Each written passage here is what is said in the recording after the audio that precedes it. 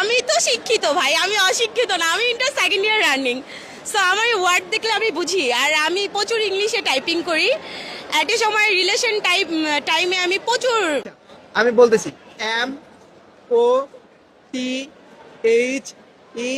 MOTHER, motor না mental? Motor. আপনার background study কতটুকু, এডুকেটেড পারসন, এই বিষয়গুলো জানতে গুলো একটু যদি ক্লিয়ার করে দিতেন। আমি হচ্ছে ইন্টার সেকেন্ড ইয়ার রানিং, রাজধানী আইডিয়াল কলেজ রামপুরায় ইন্টারে পড়ছি।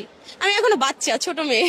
আচ্ছা, আমি একটা ওয়ার্ড ধরতে চাই, আপনি বলতে পারবেন কিনা? আমি কি বলবো? হ্যাঁ, শিওর। আচ্ছা, খুব সহজ এবং সিম্পল হচ্ছে, বলে দিচ্ছি। BANGLA।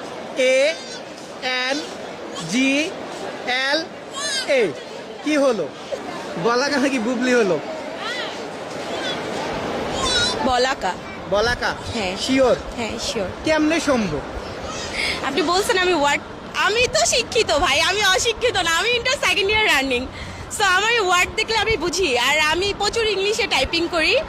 একটা সময় রিলেশন টাইমে আমি প্রচুর চ্যাট করতাম বয়ফ্রেন্ডের সাথে। আচ্ছা, আচ্ছা। সব ইংলিশেই করতাম। সো ওইটার থেকেই বললাম। আচ্ছা, আরেকটা ধরবো, লাস্ট। আর ধরবো না, মানে আরেকটা দিয়ে এটা পারেন কিনা? Sure, okay. আচ্ছা আচ্ছা, এবার আরেকটা ধরতেছি। FRIEND। কি হলো? এটা আর বলতেছি না আমি। কি আসবে? আবার আরেকবার। FRIEND। Final. Final? Sure? Sure, আপু শিওর? এটাই মনে হচ্ছে ফাইনাল। কেমনে সম্ভব?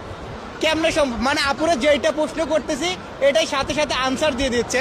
আপুর এই মানে এই বাক্যগুলো আসলে সঠিক হয়েছে কিনা আপনারা কমেন্ট বক্সে বলে যাবেন। আর ভিডিওটি আজকে এখানে সমাপ্ত করছি। আপু মার্কেট করবে এখন। থ্যাংক ইউ আপু। Thank you, thank welcome. You.